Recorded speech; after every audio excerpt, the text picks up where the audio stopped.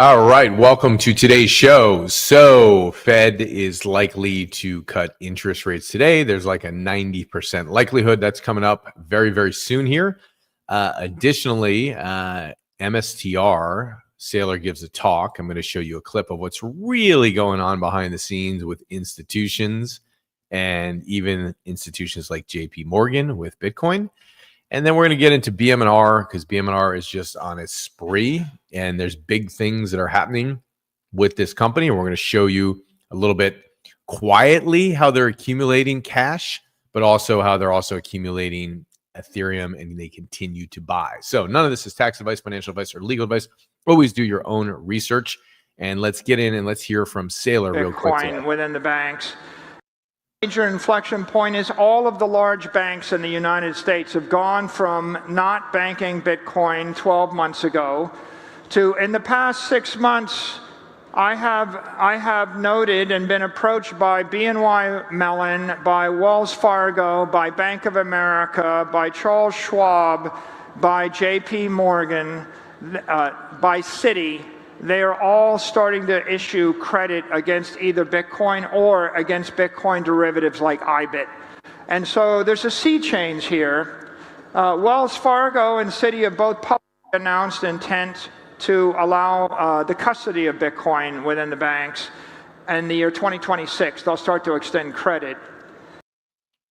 So the game is still very much alive. Saylor talks about what's going on behind the scenes and institutions are coming to him. Bitcoin is still very much alive. It should be a nice 2026 year, and maybe we have a run. We'll see what the Fed says coming up here very shortly. Likelihood of a rate cut, yes. If the Fed is dovish, we'll probably see things run higher. If for some reason they're hawkish, we'll probably see a sell-off. But not financial advice. Do your own research on stuff. Let's jump in here. I'm going to talk about BMNR and what they're actually doing. And also, if you're interested in getting my trading strategy, you can actually go ahead and get my free book here, which is Money Game, and snag it down below. And it comes with my trading strategy as well on a video on how I'm trading. And also, if you would like to see how my customers are trading as well, you can check this out and see these results. It's pretty cool to see how people are doing. They're literally crushing it. This is news today. If you look at this, 1.84% gain today. Overnight success, this guy's posting where he came in and did another 2%. If you see down here, another 1% from Brooks here. We got Brandon did 10.2% gain on a trade yesterday. Huge, biggest gain from our group for the week. And you see me with my little mini trades in here, 0.3%, 1.98%. 2.75% from somebody else. So everybody is learning new things. And when the market's down, my philosophy is pick up shares, man. Pick up more and more shares. So here's the game. BMNR got way bigger. Here's what happened. BMNR holds a massive amount of Ethereum. They now have $13.2 billion in total crypto, and about 3,864,000 Ethereum, 192 Bitcoin, and $36 million stake in ACO Holdings, and a total cash of $1 billion. Now, they have been accumulating cash over the last week and 2 weeks for a very good reason, and you'll find out why. So now 3.8 million Ethereum, and just this week, they added more Ethereum as well. 138,000 new Ethereum. Now, if you watched my video the other day, you'd see that they were slowing down on their accumulation of Ethereum, and now they've sped up their accumulation of Ethereum. So this is the biggest jump in 7 weeks. They have 3.2% of all ETH in the world. Pretty wild. Experts think Bitcoin could reach 5% of all ETH by early 2026. That means they would own 1/20th of the entire supply. Pretty insane. I think they're actually going to have more than that. I think eventually they'll get to 10% of the ETH supply. So Bitmain cash pile just hit $1 billion in cash. Now, why do they need so much cash? People are like, why are they getting cash? Shouldn't they be buying more Ethereum? Well, they might be waiting to buy ETH if the price dips, or to buy more crypto, or invest in other projects like Orbs, or prepare for something big we don't know about, right? But even Tom Lee said the bottom might already be in. And looks like the bottom's in. You know, the BMNR bottomed out around 25, 26. It's now up at 39. If the Fed cut news, the Fed interest rate news is good today, and the Fed is dovish, we should see Bitcoin, Bitmine break through 40 which we haven't seen in a long time, which would be a nice psychological jump. I remember back in August and September. Now, I've been talking about BMNR on this channel for the last 4 months. I remember back in August and September when we were up at 60, and then it went all the way down to 40, and I was trading all the time, picking up shares when we were down to 40. Nobody thought we would go below 40. At that time, we touched 39, sprung back up, and then October 10th happened, and we dropped all the way down for the last several months, and it's been torture. Let's face it. Let's not sugarcoat it. Went all the way down to 25, but for those people who held on to it, like I have, they are, on their way back up, right? So nobody knows what's really going on of why they have the cash, but of course they're going to buy more Ethereum with it because that is their long-term plan. Where's all the money coming from? Pretty simple. Bitmine doesn't sell products. They don't have a normal business. How do they get dough? They raise money by selling new shares. This is no different. I've been talking about MSTR and Sailor for the last 10, 11 months on this channel. I've been invested in MSTR for a while now, bought in very, very early. And if you look at MSTR's strategy, they issue new shares and they buy Bitcoin. They also have preferred stock like Stride and Strife and Strike, and they issue those in the marketplace and they buy Bitcoin. And so BMNR is not doing anything very different. They're following the same strategy, issue shares and buy Ethereum. That is the difference. And these are the two leaders in the marketplace. That's why I own MSTR. And that's why I continue to hold MSTR, and that's why I own BMNR, because there is no second best. These two are the best in the marketplace in their different zones. So 533 million raised this week by BMNR. You think they're bullish? They are bullish, right? Definitely bullish on their strategy, which came from 118 million cash, 415 million ETH, 533 million raised. Okay, so 16 million new shares. It's a lot of dilution, but Bitmine's strategy is very simple, right? Raise money, buy Ethereum, raise more money, buy more Ethereum. Sound like a familiar strategy before from a company called Strategy. Pretty much the same playbook. And it's working because people keep buying their shares, right? If you take a look at this right now, Bitmine added 900 million worth of shares of ETH in the last 3 weeks. And November 23rd, 193 million, December 1st, $82 million, and December 8th, 118 million. That's the cash they added in terms of their purchase of ETH. Okay. So week 1, 70,000 ETH, week 2, 97,000 ETH, week 3, 138,000 ETH. All right. So we see it going up. Cash added is 393 million.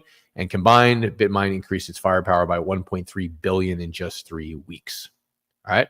So they are able to issue shares in the marketplace and they're able to play their game. If we look at the MNAV, which you've often heard people talk about, basically you have the net asset value of what they've got on their balance sheet. Like they hold ETH and they hold some cash, and you got the net asset value of that. And the goal for these digital asset treasury companies is for them to trade at a premium to their net asset value of what they hold on their balance sheet. And when they're trading below, that's not really a good sign. When they're trading above, it is a good sign because it shows that the market's willing to pay more for their stock. And they take that excess that the market's willing to pay for their stock and they take it and they buy more Ethereum, right? So long-term for shareholders, it's a very, very, very good play, which is why I love BMNR. And again, it's been very tough the last couple of months. So I acknowledge anybody who's been holding through it. It's been very difficult. Nobody expected this to happen. We all expected things to run up in a huge, huge way, and they did not. And so now we're rebounding as it looks temporarily. Okay.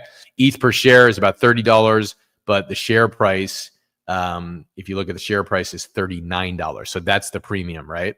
And their MNAV, market net asset value multiplier, is 1.31x for ETH only. So the market's willing to pay a 31% premium over the net asset value of the Ethereum they hold. And then if you put the ETH plus the cash plus the other assets, their MNAV is 1.21x, which means they're only trading at a 21% premium when you add all of that together. Make sense? Okay. If you followed me before and you've watched my stuff on MSTR, you know that we've talked about MNAV a lot. MNAV is above 1. It means investors believe Bitmine is worth more than its assets. That's simple. Assets, the MNAV, 1.3. 1.3 is greater than 1. That means that investors believe Bitmine is worth more than the assets it has on its balance sheet. And as we know, these digital asset treasury companies hold what on their balance sheet? They hold digital assets in their treasury on their balance sheet. Okay. Pretty simple. This gives Bitmain a superpower. They can keep selling shares at a high price, use that money to buy more Ethereum, which makes them even more valuable, which lets them raise even more money. All right, all this stuff flowing around about MSTR and how MSTR one day has to sell their Bitcoin and MSTR is in trouble. I think that was a ploy by institutions who wanted to drop the price and pick up more Bitcoin. MSTR has got about as solid of a business model as anybody in this space could have. They are an extraordinary company. BMNR is following their playbook, and MSTR is going to be one of the great companies of our time. Even though it's going through some challenges right now, it will be on the up and up sometime in the future. Who knows what that future will be? But over the long run, I look at MSTR in 4, 5, 6, 10-year time horizons. It's a winner in my book, and so is BMNR. All right. So something even bigger is happening with Ethereum. We have an ETH inflow yesterday, $177 million. BlackRock bought $35 million in Ethereum. Who knows? Does BlackRock know something we don't know about what's going to happen with the Fed and what the announcement is going to be? Is it going to be dovish?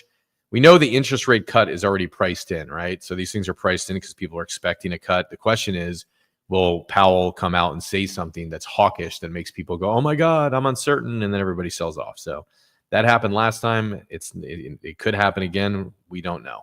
We'll find out in about an hour, about 54 minutes. Yesterday, the ETH ETFs, huge inflow, as I just said. BlackRock bought 35 mil. ETH is getting stronger versus Bitcoin. If you look at the chart, you see the ETH Bitcoin line moving up. That means ETH is getting stronger. Buyers are coming back, and the trend is turning upward again, which is nice to hear. So this is important because when ETH gets stronger against Bitcoin, it usually starts a bigger ETH rally. So what could ETH be worth? Well, you've seen this chart probably a million times. If you watch anything from Tom Lee, you've seen this before. If you watch my channel, it just shows the ETH to Bitcoin ratio. And if you look at the 8-year average of the ETH to Bitcoin ratio, the 8-year average is 0.0479, as you see highlighted below the 8-year average. And that shows that if Bitcoin goes to $250,000 in the future, I'm not saying this is happening in months, in the future, right? That means ETH could go to 11,965. When the ETH to Bitcoin ratio was at its all-time high in 2021, there was a different ratio where it was 0.0873. So that means that a $250,000 Bitcoin would mean a $21,000 ETH approximately. And then if ETH becomes the payment rails, which, you look at all the institutions that are building on ETH right now. I mean, if you watch my video the other day, it's staggering. Like you got Deutsche Bank, you got PayPal, you got JP Morgan, you got BlackRock, you got so many institutions moving onto the blockchain because it is the future. It's faster, it's more efficient. It allows them to go global. Trades can settle in seconds, not days.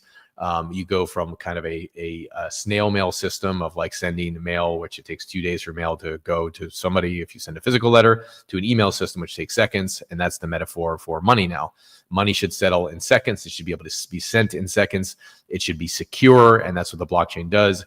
And so ETH is becoming the payment rails along with other chains like Solana and things like that. But it looks like Wall Street has definitely made their choice at this time, and they're building a lot on Ethereum. So if Wall Street continues to build on Ethereum and it continues to be the payment rails and it continues to explode more, let's not forget that a huge percentage of the stablecoin market is on Ethereum. One day in the future, you could see a $62,000 Ethereum. Okay. That's Tom Lee's talk, and I'm sharing his chart that he shared, and that's what he predicts. So I'm just passing along some news. So that's what could happen if ETH goes back up to 2021. I already shared that with you. So this is why people call ETH asymmetric, right? So could shoot up and could shoot up at any time, right? Small downside, huge upside. And then Tom Lee explains it clearly. The ratio of ETH to Bitcoin is key to watch. This ratio has been rising the past few weeks, reflecting ETH fundamentals strengthening. So assume like fair value of Bitcoin, 200,000. If the ratio recovers to an 8-year average, it implies a $12,000 ETH. Okay. So look out for that. Tom Lee's been talking about this a lot. Today, the Fed's meeting could be huge. Markets expect a rate cut, and any hint of QE could send everything flying. This is from Ash Crypto. Who knows what can happen? You don't know, what one word's going to come out of Powell's mouth that's going to change it in either direction. So you just got to be prepared for either direction. I have no I have no prediction of what is going to happen with the market after he talks. I just do think that there is going to be a rate cut, and so we will see. And apparently, I thought it was at 2:00. It looks like it's 2:30 here. So just tune in around 2 or 2:30. Okay. So we talked about ETH and its crazy upside. Something huge is also happening with Bitcoin and the banking system. So when you look at big banks, they're finally saying yes to Bitcoin. That was the video that I just showed earlier. Saylor says he's got approached by all the major banks recently to launch Bitcoin products and services. The banks are here. So while strategy was getting sabotaged in the background, and there was so much FUD being spread online about strategy and this and that, like I don't know who pays who to actually spread that garbage online. But at the end of the day, this is what's actually going on behind the scenes. And that's this what actually is happening. Like Saylor says, major banks like JP Morgan, Bank of America, Citi, Wells Fargo, BNY Mellon, Charles Schwab are all talking to him about Bitcoin products and services. So if that's not an indicator of the future, I don't know what is. It's direct from his mouth. I don't think he'd come out and make a public statement about this if it wasn't true. He stayed true to his word, and he continues to stay true to his strategy, right? Pun intended. At the same time, the U.S. government is treating Bitcoin like digital gold. That means leaders want America to be the Bitcoin superpower, period. Regulators are giving clearer rules. Other countries and banks will likely copy this. To see how serious this is, look at strategy, okay? I talked about this earlier. This was earlier this week. Another $962 million buy. Another 962. I mean, if there wasn't, like, how are they going to get $1 billion buy this past week, the week before, if there wasn't demand for what they're doing? Look at the demand in the marketplace. All right. One day the price shall follow. They now hold 660,000 Bitcoin, just bought another 10,000 Bitcoin, $1 billion almost, right? There you go. So Saylor's message is simple. We're not tired.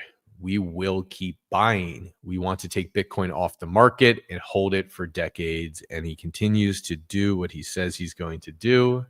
Saylor also explains a bigger idea, capital versus credit. Capital is like owning a super valuable piece of land. We all know this. It might not pay you every month, but in 20 to 30 years, it can make you very rich. So you hold real estate, you hold on for 20 or 30 years, you have this piece of land or capital, and you can get rich off that. But credit, it's like getting an allowance every month. You can't see the land, but money keeps showing up in your pocket. Bitcoin is digital capital. It's like the land. You hold on to it, hold it for years and years. It appreciates, it goes up. But Strategy's products, when he talks about credit, he's talking about Stride, Strife, Strike, Stride. The basic play is, hey, consumer, or hey, institutions, we hold lots of Bitcoin. Bitcoin is very, very, very, very good. So therefore, we will issue products. And if you give us your money, we will pay you 8 to 10%. We're able to pay you 8 to 10% because we have Bitcoin and we are backed by Bitcoin. So rather than going to get a crummy bond at 5%, and rather going to the traditional financial marketplace, which their goal is to pay you as little interest as possible, our goal is simple. We want to pay you as much interest as possible. So you give us your money.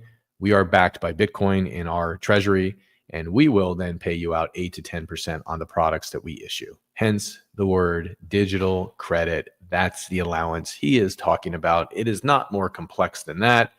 To think the strategy is going to have a difficulty paying their dividends, that's what people worry about. Are they going to be able to pay out 8 to 10%? Well, you answer me this question. One, they've raised money and put it into cash to have a year or two of dividend payments there. So to kind of squash the concern of people in the marketplace, number one. So they're covered there. But number two, if you think Bitcoin is going to go up at 30% a year for the next 5 years, 10 years, 20 years, 30 years, maybe it levels out as we get a decade in or so. But if you think they're going to go up, Bitcoin's going to go up by 30% on average, it doesn't mean we're not going to have times where it drops 30%. We're going to have times where it goes up 50%. We're going to have times where it goes up more. We're going to have these times, right? And basically, with those times, we are... with those times that we're going to have, the question you got to ask yourself is, will we continue to have Bitcoin go up in the long run and average 30% a year? Now, to think that the S&P 500 has been going up by 16, 17% a year. So to think that Bitcoin, a stronger asset, a finite asset won't go up by 20, 25, 30%. I just think it's unreasonable to think that it won't. So can they pay out 8 to 10% when their Bitcoin stack is going up by 20, 25, 30% a year? And we know that on average, it's been going up by a lot more over the last 10 years. So there you have it. Simple math. That's why this company will thrive into the next decade and decades beyond that, because they're the ones who hold the Bitcoin. Pretty simple story. And it's not more complex than that. They don't have a lot of debt. Very, very little debt compared to their Bitcoin stack. They got like $9 billion in debt. They got like $70 billion, whatever their Bitcoin's worth right now. It's worth, 70, $80 billion. So they're not at risk of being liquidated. Bitcoin would have to drop all the way down to like $10, $11, $12,000 for there to be an issue for strategy. Now, that doesn't mean as a shareholder, you don't get your ass kicked if there's volatility, because you do. But that's what you get when you hold a stock like this. You get the massive upside and you get the massive downside. So Saylor doesn't stop at credit. He says the world can move from digital capital, which is Bitcoin, digital credit, Bitcoin-backed notes and shares, which is what they're doing, and digital money, simple accounts that feel like cash but are powered by Bitcoin, right? So imagine a dollar account or coin that hardly moves in price, but quietly pays you around 8 to 10% a year, backed in the background by Bitcoin and Bitcoin credit. All right. So that's what he calls digital money, easy to use like cash, pays way more interest than a normal bank, powered by Bitcoin behind the scenes. That's what he's doing. All right. So that's the story with strategy. That's the weather and the sports there. Hope this stuff serves you. If you want to get access again to my book down below, you can grab my book Money Game. It's down below. It's a really good book. And I think you'll dig it. Talks all about Bitcoin, MSTR, BMNR, Ethereum, and it also talks about traditional finance. So you should go check it out. It's totally free. You can go down below, click, snag it. And also I do a video there that's free as well. And it shows you my trading strategy. So if you want to get that, as I shared early on in this video, my community is really crushing it with trading, and none of them knew how to trade before, and none of them have free time. That's what we hear from people all the time. Like, I don't have the time to do this. Well, look at these results, right? 2.75% in 2 hours today. That was Monday. Here's another post, 1% this morning, 10.2% gain from Brandon yesterday in 1 day. And they're trading. They're buying in and they're selling out, right? 1% gain here. And some of them hold the asset long term, but ultimately we have people that are winning. So if you want to win, if you want to get in the game, if you know nothing about trading, it's fine, because in our system we'll be teaching all these people who have never traded before, or most of them, 9 out of 10 have never traded before, and you can learn. So go snag it down below. Hope it serves you. Hope you enjoy the book. It's been fun writing it, and I hope that it works out for everybody at 2 o'clock or 2:30 today when the Fed comes on and announces that there's an interest rate cut. All right. You guys stay well. Have an amazing rest of the day, and I'll talk to you soon.